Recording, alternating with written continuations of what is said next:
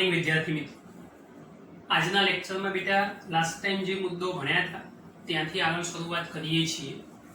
ચુંબકત્વ માટે ગાઉસનો અથવા ગૌસનો નિયમ પહેલા પ્રકરણમાં ઓલરેડી આ બાબત શીખેલા છો, કોઈ નવી વાત કરવા નથી જઈ રહ્યા, એનું જ રિવિઝન કરવાનું, કોઈ નવી વાતની કોન્સેપ્ટ જૂનો પકડી રાખવાનો છે। ખાલી વિદ્યુત ક્ષેત્રની જગ્યાએ આપણે ચુંબકીય ક્ષેત્રની વાત કરીશું, બાકી કોઈ ફેરફાર કરવા માંગતા નથી। તો સમજો કે આગળ આપણે એવું શીખ્યા હતા કે ભાઈ ચુંબકીય ક્ષેત્ર રેખાઓ સતત છે। તમે ચુંબક લઈ લો, ગજ્જીય ચુંબક લઈ લો, કોઈ પણ ક્ષેત્ર રેખાઓ આ વિદ્યુત માટે પણ લાગુ પાડી શકાય, કોઈ ફરક ના પડે। તો આ ક્ષેત્ર રેખાઓ જો સતત હોય તો એમાં કોઈ પણ પૃષ્ઠમાંથી જેટલા સમયમાં જેટલી ક્ષેત્ર રેખાઓ બહાર નીકળશે એટલા જ સમયમાં એટલી ક્ષેત્ર રેખાઓ અંદર દાખલ થશે। માટે પૃષ્ઠનું પરિણામી તમારે જો ફ્લક્સ શોધવું હશે તો એ જવાબ કેવો મેળવી આપશે બેટા? 0, જે આગળ પણ આપણને મળતો હતો, એમાં કોઈ ઇશ્યુ જ નથી। આપણી આગળના આ જ ચેપ્ટરની જૂની આકૃતિ વિદ્યુત ડાયપોલ, સોલેનોઇડ અને ગજિયા ચુંબકની સરખામણી તમે વિચારો તો એ સરખામણીમાં પણ જેટલી ક્ષેત્ર રેખાઓ બહાર આવે એટલી જ ક્ષેત્ર રેખાઓ અંદર દાખલ થાય છે, માટે પરિણામી ફ્લક્સ તો શૂન્ય થઈ જ જવાનું છે। આ ઓલરેડી આપણે જાણીએ છીએ। આ પહેલા ચેપ્ટરમાં ગાઉસનો નિયમ હતો, એ જ અહીંયા છે, ખાલી ક્ષેત્ર બદલ્યું છે। દાખલા તરીકે આકૃતિમાં દર્શાવ્યા પ્રમાણે નિયમિત ચુંબકીય ક્ષેત્ર આપણે આ પ્રમાણે બી વિચારી લીધેલું છે। એમાં કોઈ યાદચ્છિક આપણે પૃષ્ઠખંડ દોરેલો છે કે આવો કોઈ ક્ષેત્રફળ વિચારી લો, આટલો એરિયા છે। આ ક્ષેત્રફળના અતિ સૂક્ષ્મ ટુકડાઓમાંનો કોઈ એક ટુકડો પસંદ કર્યો જેને ડેલ્ટા સદિશ S તરીકે ઓળખીશું। આ ચુંબકીય ક્ષેત્રની દિશા તો આ ચુંબકીય ક્ષેત્રનો સદિશ બતાવી દીધો। આ સમતલનો ક્ષેત્રફળ સદિશ, એનો ક્ષેત્રફળ સદિશ એને એક્ઝેક્ટ લંબ રૂપે હશે એટલે બંને વચ્ચે બનતો ખૂણો થીટા એ 90 ડિગ્રી થવાનો ફરજિયાત છે। વિદ્યુત ક્ષેત્ર માટે યાદ કરો ગાઉસનો નિયમ શું હતો, ખાલી યાદ કરાવું છું। માત્ર વિદ્યુત ક્ષેત્ર માટે યાદ કરાવું છું। તો શું લખતા હતા આપણે? સદિશ E ડોટ સદિશ ડેલ્ટા S યાદ છે ને? હા, ઇઝ ઇક્વલ ટુ ફ્લક્સ બનતું હતું phi E, એટલે વિદ્યુત ક્ષેત્ર માટે ફ્લક્સ, અને આ ફ્લક્સ માટે q/ε0b લખતા હતા। એ ગૌસનો નિયમ જ હતો, એ આપણે જાણીએ છીએ। મારે આની જરૂર છે તો અહીંયા જો આ જ સૂત્ર પરથી મારે ચુંબકીય ક્ષેત્રની વાત લખવી હોય તો ચુંબકીય ક્ષેત્ર માટે બેટા શું લખી શકાય? તો E ની જગ્યાએ સદિશ B થઈ જશે, ડેલ્ટા S ક્ષેત્રફળ સદિશ છે। હવે અતિ સૂક્ષ્મ ખંડ માટે આ લખવું હશે તો અતિ સૂક્ષ્મ બનાવી દઈશું, ખાલી ચુંબકીય ક્ષેત્ર માટે ફ્લક્સ કરીશું। હવે આ નાનકડા ખંડની જગ્યાએ આ અતિ સૂક્ષ્મ ખંડ માટે, હા, અતિ સૂક્ષ્મ ખંડ માટે હવે સમગ્ર આડછેદ માટે વિચારો તો શું થાય ભાઈ? સિગ્મા બનાવવો પડે। phi of B is equal to sigma B into delta S।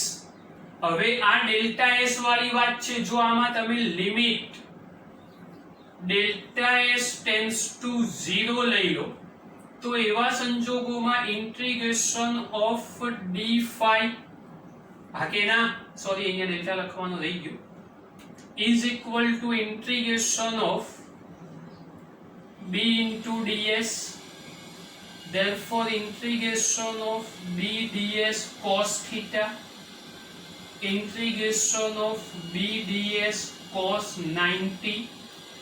તો જવાબ d phi નું સંકલન phi થઈ જશે, એટલે ફ્લક્સ નો જવાબ કેવો આવી ગયો બેટા? 0। કોઈ નવી વાત છે જ નહીં, આ નોર્મલ સીધી સાદી નોર્મલ કેલ્ક્યુલેશન વાળી જ વાત છે, એમાં કશું અઘરું નથી કે ભાઈ કોઈ પણ બંધ પૃષ્ઠ હોય અને એ બંધ પૃષ્ઠ એ પછી ભલે ગમે તેવા આકારનું હોય તો આ બંધ પૃષ્ઠ સાથે સંકળાયેલું કુલ ચુંબકીય ફ્લક્સ એ વિદ્યુત ફ્લક્સની જેમ જ કેવું સાબિત થઈ જવું જોઈએ? 0। કારણ જેટલા સમયમાં જેટલી ક્ષેત્ર રેખાઓ દાખલ થશે એટલા જ સમયમાં એટલી ક્ષેત્ર રેખાઓ બહાર નીકળશે. તો ક્ષેત્ર રેખાઓ અંદર ગઈ પરિણામી એટલી જ બહાર આવી તો પરિણામી ફ્લક્સનું મૂલ્ય થઈ જવું જોઈએ 0. તો આ નોર્મલ સીધી સાદી વાત ગાઉસના નિયમની કે ભાઈ બંધ પૃષ્ઠ સાથે સંકળાયેલું કુલ ચુંબકીય ફ્લક્સ એ હંમેશા એ કેવું મળવું જોઈએ તો શૂન્ય મળવું જોઈએ. આ બહુ જ અગત્યની વાત છે, ખાસ ધ્યાનથી સમજી લેજો. ચાલો બેટા હવે નવા મુદ્દા તરફ અગત્યની વાત શીખવા જઈ રહ્યા છીએ. આમાં ધ્યાન રાખશો તો ફાયદો, આ ના આવડ્યું તેના પછીનો મુદ્દો નહીં આવે, એટલે આમાં સમજી લેજો. બહુ જ મહત્વની વાત, ટોપિક લખેલા છે, સમય ઓછો બગડે એટલા માટે ખાલી ધ્યાન આપજો તમે. પૃથ્વીનું ચુંબકત્વ આ એક નોર્મલ મુદ્દો છે, નોલેજ વાળો મુદ્દો છે, સમજવાની વાત. હવે આપણને ખબર છે બેટા કે ભાઈ પૃથ્વી પોતે ચુંબક તરીકે વર્તે અને એને એનું પોતાનું ચુંબકત્વ છે. વર્ષો પહેલા એવી માન્યતા હતી, મેં તમને શરૂઆતના લેક્ચરમાં પણ કીધી હતી કે પૃથ્વીના પેટાળની અંદર ભયંકર મોટો એક રાક્ષસી ચુંબક રહેલો છે, જેના કારણે આ ચુંબકીય ક્ષેત્ર હોવું જોઈએ. કોઈ પણ પ્રકારના પદાર્થને છોડો તો પૃથ્વી હંમેશા એને પોતાની નજીક બોલાવે. ગુરુત્વાકર્ષણ બળ પણ આકર્ષણ બળ પણ આ ચુંબકના કારણે જ રહેલું હોવું જોઈએ. આ માન્યતા છે, સાચી ખોટી ગમે તે હોઈ શકે, માત્ર માન્યતા વાળી વાત. એવું પણ બેટા રિસર્ચ થયેલું છે કે ભાઈ પૃથ્વીના પેટાળમાં જુદા જુદા ઘણા બધા ખનિજો છે અને ઘણા બધા ખનિજો હોવાના કારણે અંદર લોખંડ, આયર્ન આવી બધી ખનિજો પણ પૃથ્વીના પેટાળમાં રહેલા લાવા રસના કારણે પીગળેલી અવસ્થામાં આવે અને એ પીગળેલી અવસ્થાની અંદર આવા ચોક્કસ પ્રકારના એક પ્રવાહો ઉત્પન્ન થાય અને એ પ્રવાહો ચુંબકત્વ ઉત્પન્ન કરે અને એ ચુંબકત્વ પ્રવાહોના, કેમ કે પ્રવાહ પસાર થાય એટલે મેગ્નેટિક ફિલ્ડ ઉત્પન્ન થવાનું, અને તો આવા પ્રવાહોના કારણે ચુંબકત્વ ઉત્પન્ન થાય, એના કારણે પણ પૃથ્વીના પેટાળમાં ચુંબકત્વ હોઈ શકે. તો બેટા આ બધી માન્યતાઓ વાળી વાત છે, ચોક્કસ પ્રકારની ઇફેક્ટો છે, એને ખાલી સમજવી પડે. ઓરિજિનલ વાતો તમારી નજર સામે છે, આકૃતિ દોરી અને સમજવાનો પ્રયત્ન કરીશું. તો સમજો બેટા, સૌથી પહેલા નંબરની અંદર આપણી હું બે આકૃતિઓથી સમજાવીશ, એટલે બંને વાતો સાચી છે, ખાલી તમારે ધ્યાન આપવાનું છે. તો વિચારી લો કે ભાઈ આ આપણી પૃથ્વી છે, સમજી લેજો બેટા. આ આપણી પૃથ્વી તૈયાર થઈ ગઈ. બીજી આકૃતિ પછી લઈએ છીએ. આ પૃથ્વીની અંદર આ આપણા ભૌગોલિક ઉત્તર દક્ષિણ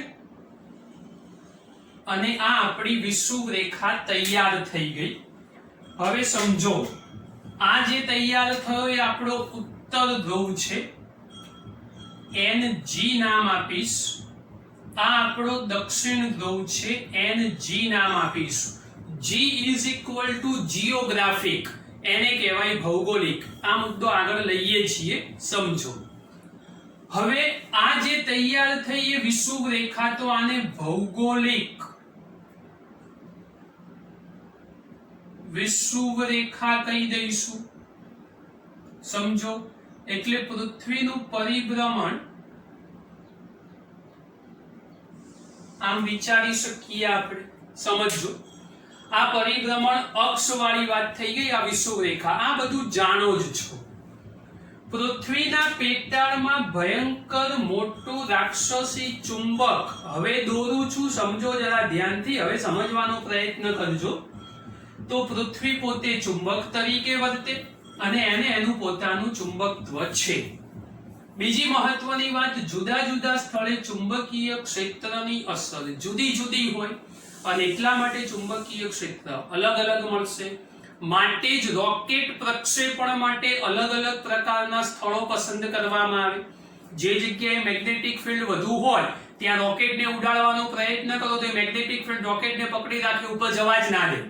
તો એ રોકેટ પ્રક્ષેપણ માટે પ્રોપર જગ્યા નથી અને એટલા માટે જુદા જુદા સ્થાને ચુંબકીય ક્ષેત્રનું મૂલ્ય બેટા જુદું જુદું હોય. પૃથ્વીની સપાટી પર ચુંબકીય ક્ષેત્ર 10⁻⁵ ટેસ્લાના ક્રમનું છે. 1 માર્ક્સનો VSQ પૂછાશે, યાદ રાખજો, જે અગત્યનો VSQ છે. આ એટલા માટે લખેલું છે, આ બધા મુદ્દા તમારા માટે અગત્યના છે, યાદ રાખવાના. અને પૃથ્વીની ડાયપોલ મોમેન્ટ જે ભૂતકાળમાં શોધી ચૂક્યા છો 8 × 10⁻22 ઘાત, આ યાદ રાખવાની.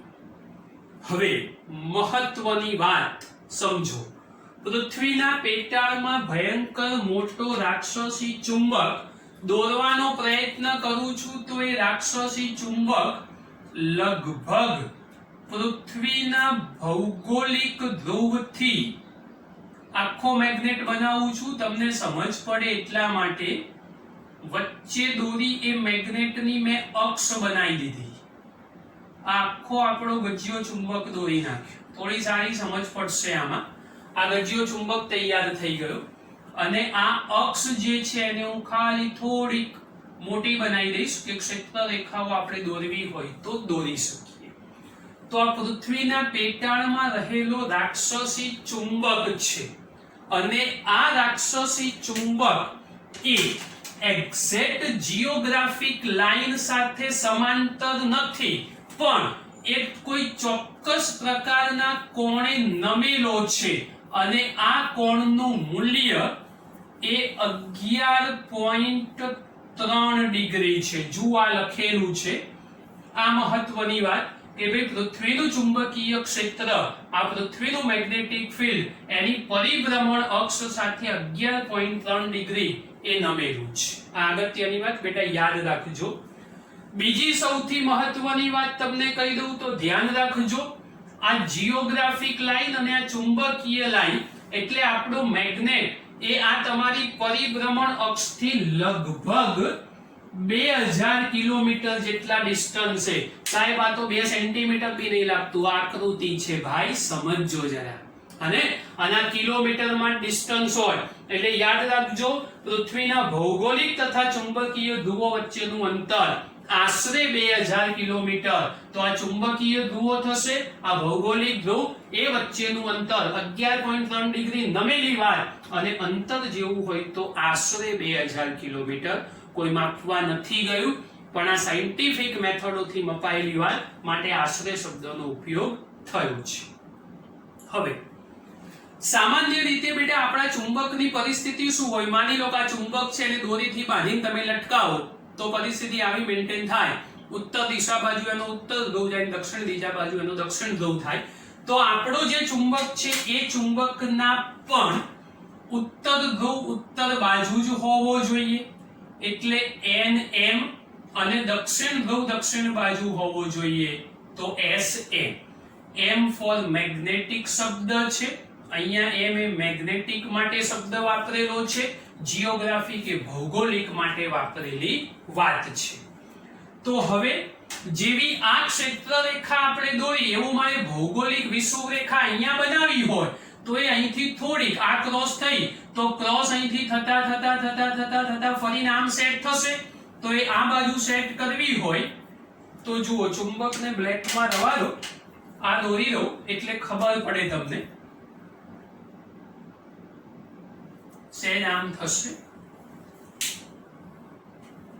એટલે એ લાઈન આ પ્રમાણે થશે. આ મહત્વની વાત જોઈ લો. આ બનાવી તો આ જે તૈયાર થઈ એ ચુંબકીય વિષુવ રેખા થઈ. આ ભૌગોલિક વિષુવ રેખા થઈ, નીચે જે દેખાય ઉપર થઈ એ ચુંબકીય વિષુવ રેખા. આટલામાં સમજ પડી જવી જોઈએ. હવે બેટા આપણી વાત યાદ કરો. કોઈ પણ ગજ્યો ચુંબક હોય, ઉત્તર ધ્રુવમાંથી ક્ષેત્ર રેખા નીકળશે, દક્ષિણ ધ્રુવમાં દાખલ થશે. વાસ્તવમાં અહીંથી ક્ષેત્ર રેખા બહાર નીકળવી જોઈએ, દક્ષિણની અંદર દાખલ થવી જોઈએ.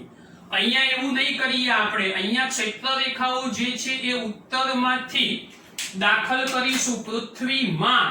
આ મહત્વની અંદર, કેમ કે મેગ્નેટિક ફિલ્ડ અંદર છે એટલે અહીંયા ક્ષેત્ર રેખાઓ હું આ પ્રમાણે જ બનાવીશ. જુઓ, આમ થોડી વાળેલી અને અહીંથી ક્ષેત્ર રેખાઓ આમ બતાવીશ.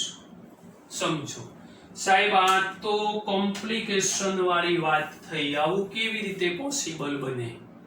અને તો આ થોડીક તકલીફ વાળી વાત છે, થોડીક દુવિધા છે. આ નામકરણ આપણી ચોપડીમાં પણ આવા શબ્દો છે કે આ નામકરણ કરવામાં થોડીક મુશ્કેલી. તો વાસ્તવમાં શું હોવું જોઈએ? જે જગ્યાએ પૃથ્વીનો ઉત્તર ધ્રુવ હોય ત્યાં ચુંબકનો કેવો ધ્રુવ હોવો જોઈએ? દક્ષિણ હોવો જોઈએ. સમજો, એ હું તમને દોરીને બતાવું તો તમે જે સમજો છો ને એ વાત અપ ટુ ડેટ સાબિત થઈ જાય. મેં તમને પહેલા કીધું હતું કે ભાઈ હું તમને બે આકૃતિઓ દોરીને શીખવાડીશ. ચોપડીમાં જે છે એ બતાવી દીધું, અને આ ચોપડી સિવાયની તમારા અન્ડરસ્ટેન્ડિંગ વાળી વાત, આ NG, આ SG. હવે અહીંયા દોરી દો મેગ્નેટ, એક જ લાઈન દોરું છું, 11.3 ડિગ્રી નમેલી વાત.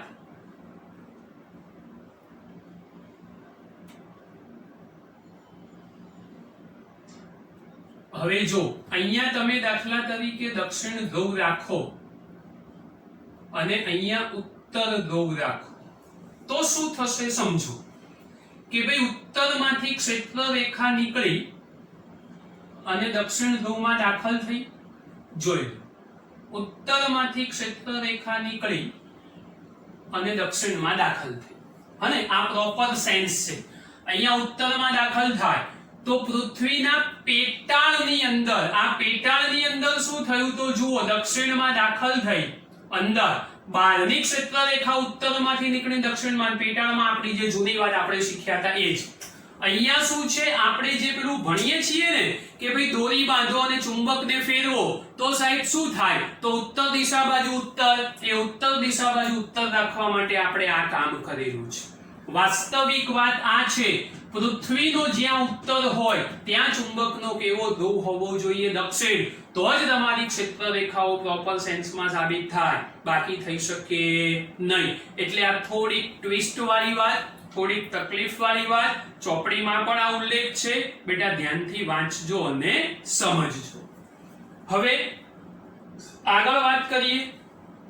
પૃથ્વીની ચુંબકીય ક્ષેત્ર રેખાઓ જે સ્થળેથી બહાર આવે અને જે સ્થળે દાખલ થાય એને ચુંબકીય ધ્રુવ આવેલા કહેવાય. જોઈ લો, જે જગ્યાએ અંદર દાખલ થાય, જે જગ્યાએ બહાર આવશે એ આપણા ચુંબકીય ધ્રુવો બનશે, જે ઓલરેડી જાણીએ છીએ. મહત્વની વાત, પૃથ્વીના ભૌગોલિક ઉત્તર ધ્રુવ પાસેનો ચુંબકીય ધ્રુવ એને ઉત્તર ચુંબકીય ધ્રુવ. જોઈ લો, આ ભૌગોલિક ઉત્તર, શાંતિથી, પૃથ્વીના ભૌગોલિક ઉત્તર ધ્રુવ પાસેનું ચુંબકીય ધ્રુવ, ભૌગોલિક ઉત્તર એને પાસેનો ચુંબકીય ધ્રુવ, એ ચુંબકીય ધ્રુવને ચુંબકીય ઉત્તર ધ્રુવ. જોઈ લો, ચુંબકીય ઉત્તર ધ્રુવ કહી દીધો. અને ભૌગોલિક દક્ષિણ ધ્રુવ પાસેના ચુંબકીય ધ્રુવને, ભૌગોલિક દક્ષિણ આ રહ્યો, એની પાસેનો ચુંબકીય ધ્રુવ, એ ચુંબકીય ધ્રુવને ચુંબકીય દક્ષિણ ધ્રુવ કહે છે. અગત્યની વાત, પૃથ્વીના ભૌગોલિક અને વચ્ચેનું અંતર 2000 કિલોમીટર પહેલા બી કહી દીધું. આ બે વાક્યો એક માર્ક્સમાં યાદ રાખજો, સાયન્ટિફિક પુરવાર થયેલી વાત. ચુંબકીય ઉત્તર ધ્રુવનું સ્થાન 79.74 ઉત્તર અક્ષાંશ અને 71.8 w એટલે વેસ્ટ, અને આ ઉત્તર છે, વેસ્ટ એટલે શું ખબર નહીં, પૂર્વ પશ્ચિમ ઉત્તર દક્ષિણ મને નહીં આવડતું, જાતે સમજી લેવાનું. રેખાંશ પર ઉત્તર કેનેડા પાસે આવેલું છે. એ જ કન્ડિશનમાં એનો દક્ષિણ ધ્રુવનું સ્થાન આટલા અક્ષાંશ અને આટલા ઈસ્ટ એટલે ખબર નહીં, અને આટલા એન્ટાર્કટિકા પાસે આવેલું. તો આ અક્ષાંશ રેખાંશ વાળી વાત ઓલરેડી સમાજ વિદ્યા વિષયમાં 10મા ધોરણમાં ભણેલા છો. એ પ્રમાણે આ વાતો નક્કી થઈ. કદાચ એક માર્કમાં પૂછાય તો અલગથી મેન્શન કરેલી છે, યાદ રાખજો. ઓરિજિનલ વાત મેં તમને જે શીખવાડીએ, this is for textbook, ખોટું તો નથી, સાચું જ છે, પણ ઓરિજિનલ વાત બી મેં તમને સમજાવી દીધી. કઈ કે જ્યાં પૃથ્વીનો ઉત્તર ત્યાં ચુંબકનો કેવો ધ્રુવ હોવો જોઈએ? દક્ષિણ. આનાથી ઉલટું એટલે જ્યાં પૃથ્વીનો દક્ષિણ ત્યાં ચુંબકનો કેવો હોવો જોઈએ? ઉત્તર. તો આ G for geographic and for magnetic. Geographic એટલે ભૌગોલિક, મેગ્નેટિક એટલે ચુંબકીય. ટોપિક અગત્યનો, ચોપડી વાંચજો, તૈયાર કરજો, શોર્ટ નોટ ના પૂછાય તો બી 1 માર્ક્સમાં આ વાત બહુ જ મહત્વની, બેટા ધ્યાનથી સમજીને તૈયાર કરવાની છે. વિદ્યાર્થી મિત્રો, હવે અહીંયા ખાસ ધ્યાન આપજો બેટા. જો અહીંયા સમજ ના પડી તો ચોપડીમાં તો નહીં જ પડે, આ કન્ફર્મ વાત. આ મુદ્દો ટેક્સ્ટબુકને સાઈડ કરી અત્યંત સહેલી રીતથી હું સમજાવું છું. જો અહીંયા ધ્યાનથી સમજેલા હશો તો કોઈ જગ્યાએ મુશ્કેલી પડશે નહીં. પણ જો અહીંયા ખબર ના પડી અને ચોપડી વાંચવાની કોશિશ કરી, પાગલ થઈ જશો. અને મહેરબાની કરી ચોપડીમાંથી કોઈ પણ પ્રકારની વાતો આના રિલેટેડ પ્રશ્નો નહીં પૂછવાના, કેમ કે ચોપડીની વાતો આખી જુદી છે, આમાં કશું બંધ જ નહીં બેસે, 100% તકલીફ પડશે. અહીંયા બધી સમજ પડી જશે. પહેલા આ સમજવાનું, પછી ચોપડી વાંચવાની. પહેલા ચોપડી વાંચી સાહેબ આ ના આવડ્યું તો નહીં જ આવડે. પહેલા આ સમજજો, આ શીખજો, પછી ટેક્સ્ટ બુક જોજો, બધી વાતો ખબર પડી જશે. પણ પહેલા અહીંયા સમજ્યા હશો તો જ.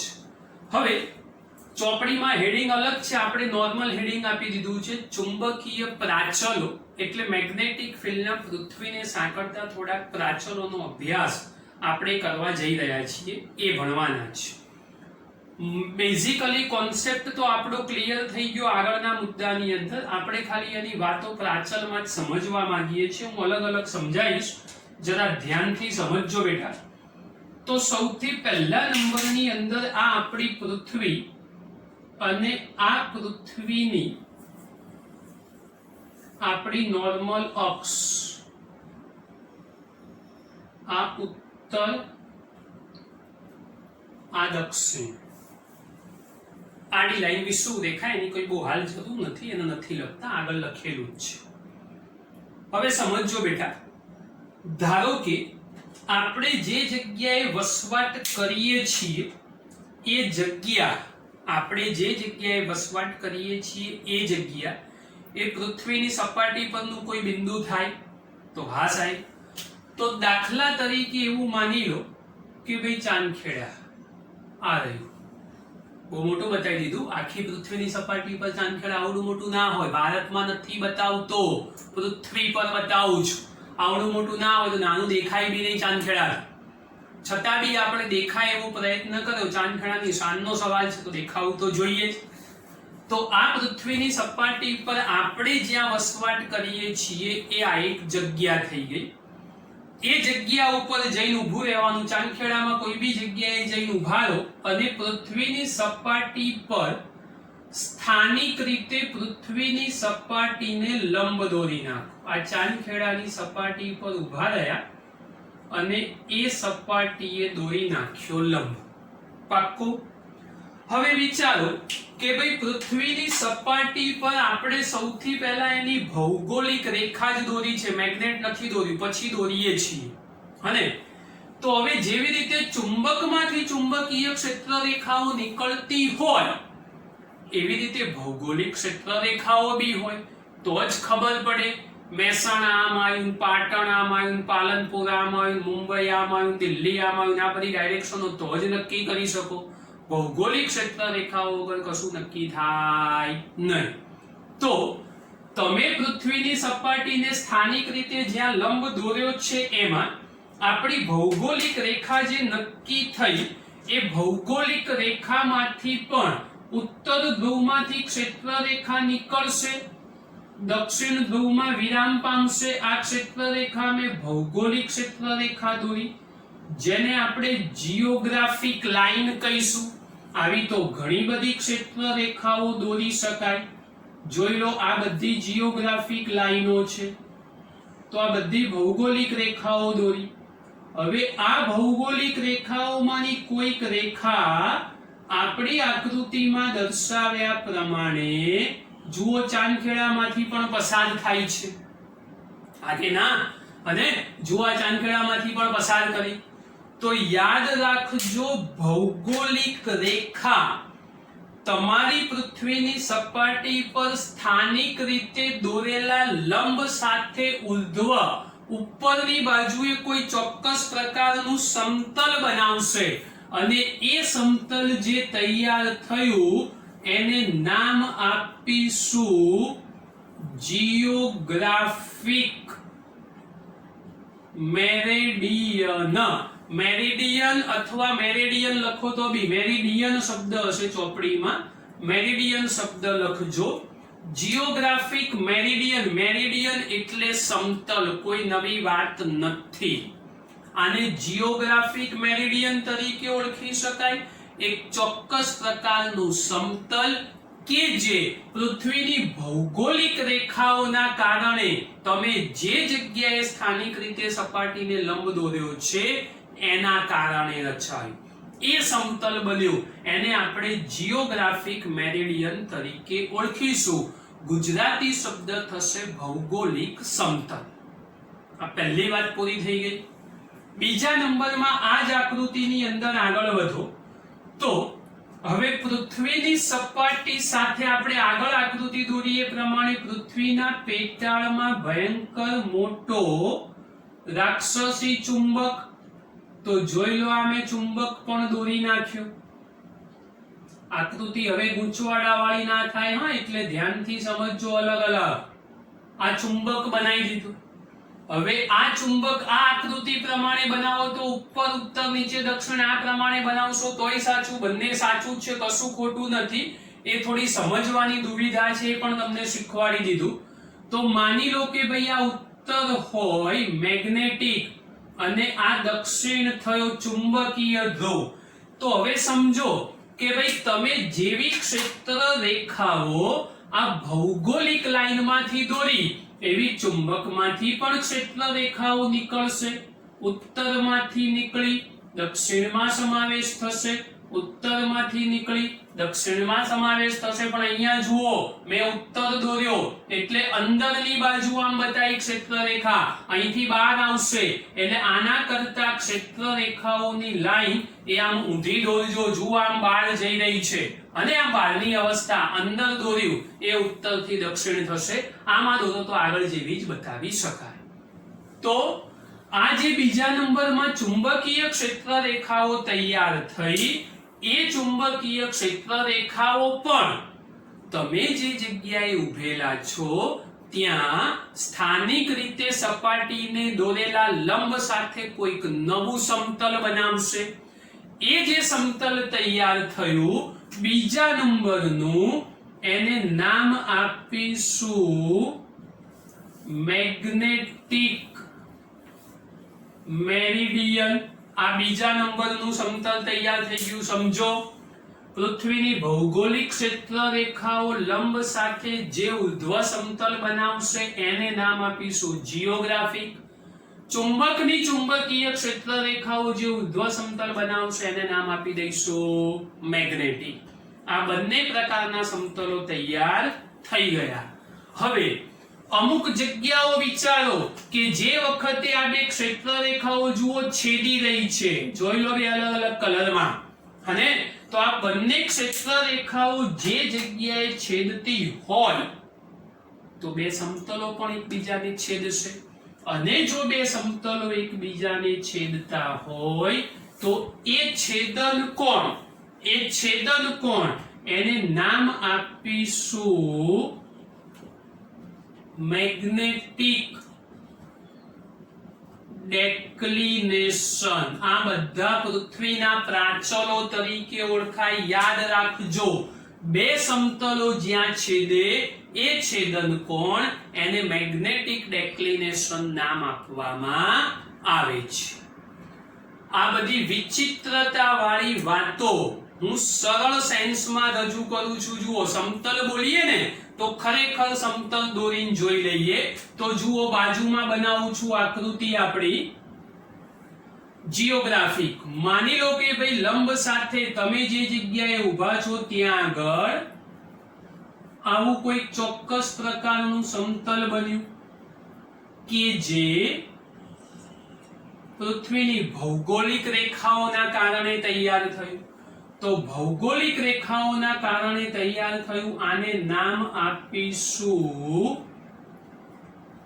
जियोग्राफिक मेरिडियन आ पहलू समतल मळ्યું કોના કારણે મળ્યું આ રેલવે પૃથ્વીની ભૌગોલિક ક્ષેત્ર રેખાઓના કારણે હવે ભૌગોલિક ક્ષેત્ર રેખાઓના કારણે સમતલ મળ્યું એ સિવાય મેગ્નેટિકના કારણે બી સમતલ મળે તો જુઓ મેગ્નેટિકના કારણે રચાતું સમતલ બે પાછા છેદવા બી જોઈએ હો સમજજો જરા તો જુઓ આ બીજા નંબરનું સમતલ મેં બનાવી દીધું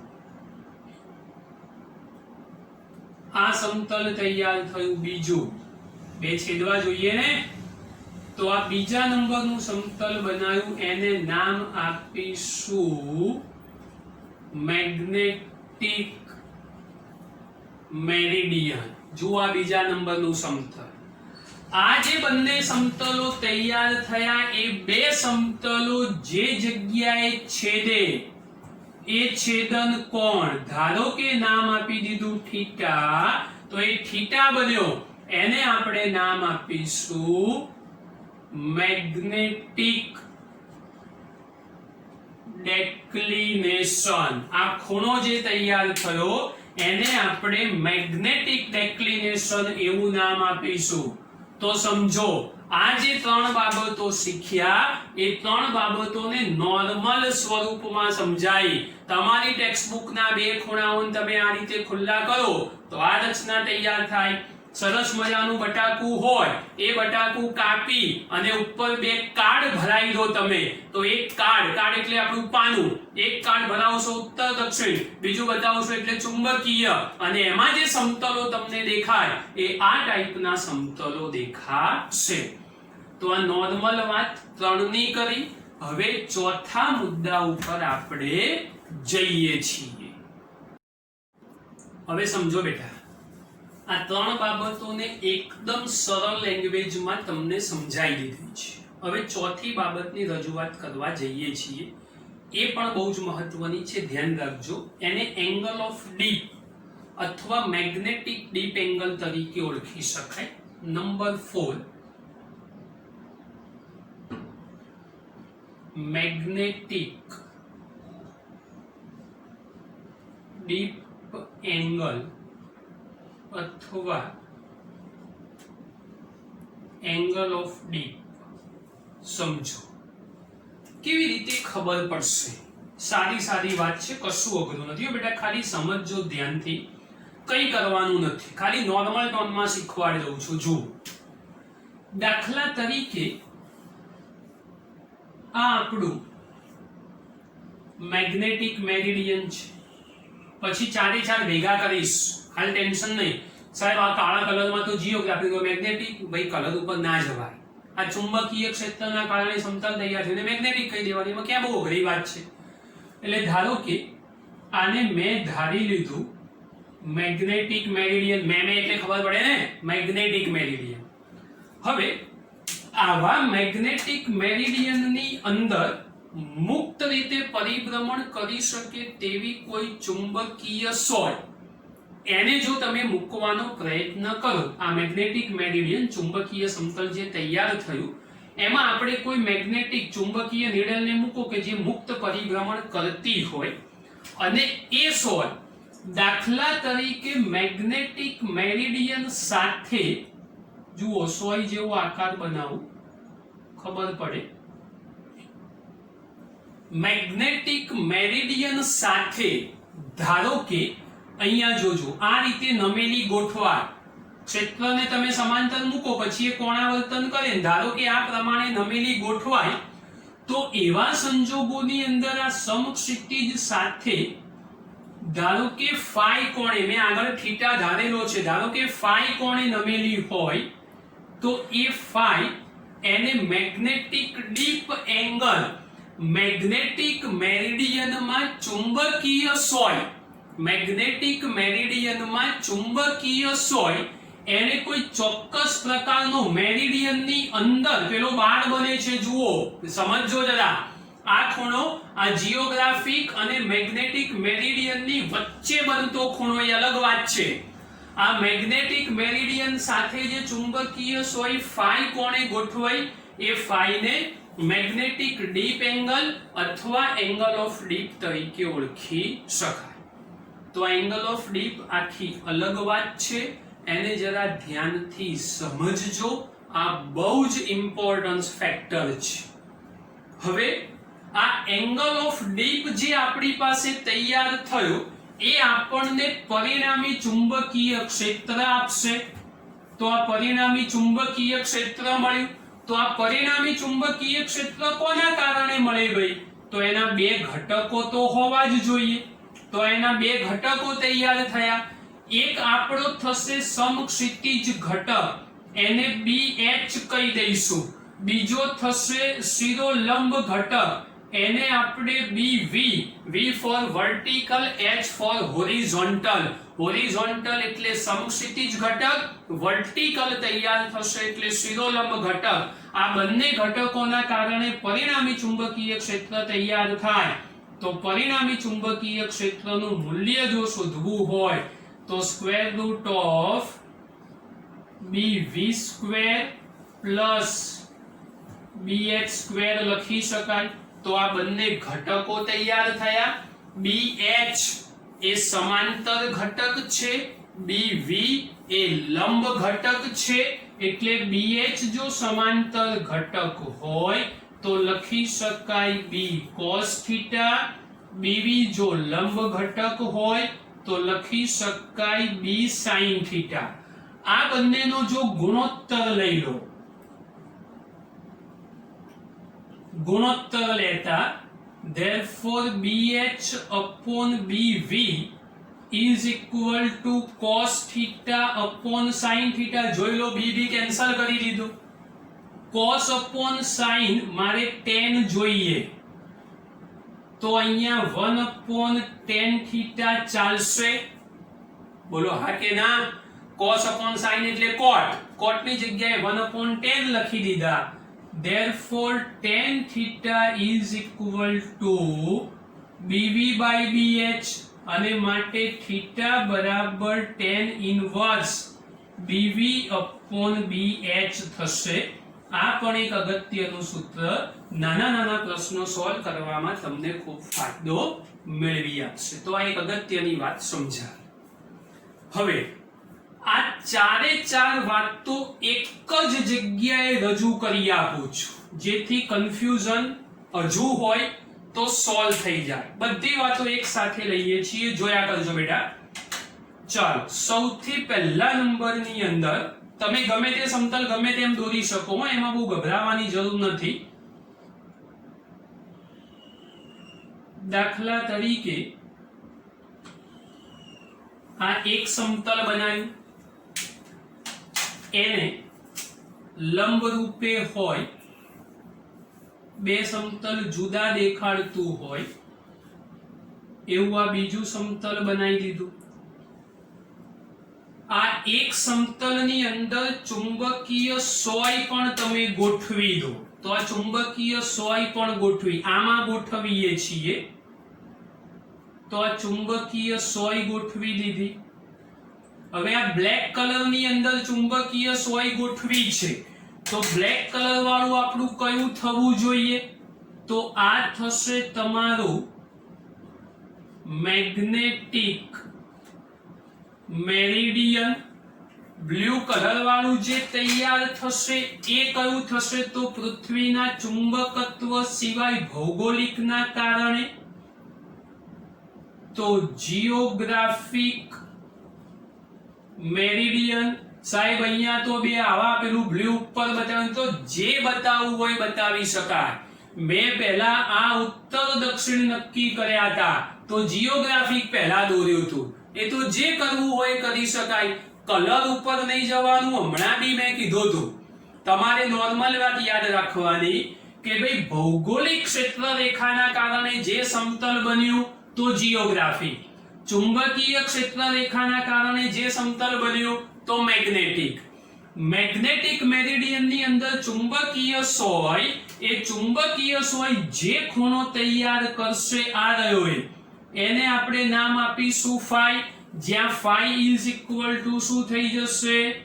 તો એંગલ ઓફ ડીપ બની જશે. અને બે સમતલો પરસ્પર એકબીજાને છેદતા હશે એ ખૂણો શું તૈયાર થશે તો થીટા. થીટાને શું તમે નામ આપશો તો મેગ્નેટિક ડેક્લિનેશન. બસ તો આ વાત પૂરી લો. આ બધું મેં એક જ સમતલની અંદર બતાવી દીધું.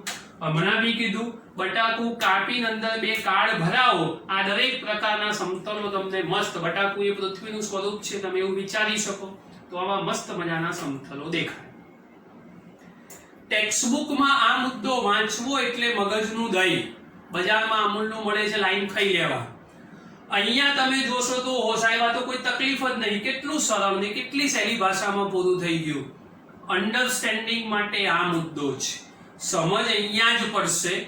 વાંચવાની ટેક્સ્ટબુક રહેશે, તૈયાર કરવાનું પણ ચોપડીમાંથી જ રહેશે, પણ સમજ માત્ર અહીંયા પડશે. આ સમજવા માટે આ જાણકારી હોવી જરૂરી છે. અલગ અલગ જગ્યાઓ તો તમે ચાંદખેડા વિચારી લીધું, આવું મુંબઈ લો, દિલ્હી લો, તો એ જગ્યાએ આવા ડેક્લિનેશનો સમતલો અલગ અલગ બનતા હોય. દરેક જગ્યાએ ખૂણાના મૂલ્યો બી જુદા થતા હોય, તો એ ખૂણાના મૂલ્યો પણ આપણી ચોપડીમાં અલગ અલગ જગ્યા માટે લખેલા હોય. એ બેટા વાંચવાના, સમજવાના, ગોખવાની કોશિશ કોઈ જગ્યાએ કરવાની નથી. તો આ બધી બેઝિક વાતો છે, અગત્યની છે. આ મુદ્દો તો ખાસ તૈયાર કરજો, દાખલાઓ માટે જરૂર પડશે. હવે બેટા બે વાતો અગત્યની કહું, સમજી લો. આ જે મેથડ સમજાઈ એમાં ફાઈ અને થીટા ધાર્યો. ટેક્સ્ટબુકમાં કદાચ કોઈક અલગ વાતો ધારેલી હોય, બહુ ટેન્શન લેવાની, ગભરાવાની જરૂર નથી. ટેક્સ્ટબુકની વાતો ધારી અને આપણે ચોપડી પ્રમાણે જ લખવાનું છે. આ સરળ શૈલીમાં રજૂ કરેલી હોય. આ ચારે ચાર ચુંબકીય પ્રાચલો કહેવાશે. અને આજનો ટોપિક બહુ જ અગત્યનો છે તમારા અન્ડરસ્ટેન્ડિંગ માટે. જો આ બધી બાબતો બેઝિકમાં આવડતી હશે, એના રિલેટેડ દાખલાઓ પણ સરળતાથી કરી શકશો. આ નહીં આવડતું હોય તો હોરિઝોન્ટલ વર્ટિકલ લાઈનો જો નહીં ખબર પડે, સમક્ષિતિજ અને શિરોલંબ, તો એમાં આગળ જતા કન્ફ્યુઝ થશો. એટલે બેટા આટલા મુદ્દા તૈયાર કરજો, ધ્યાન આપજો. સહેજ પણ મુશ્કેલી પડે તો મને ફરી પૂછજો, બાકી ગભરાતા નહીં. તો આજના લેક્ચરમાં આટલી વાતો રાખીએ છીએ, તૈયાર કરી દેજો. બાકીની નવી વાતો નેક્સ્ટ લેક્ચરમાં કરીશું.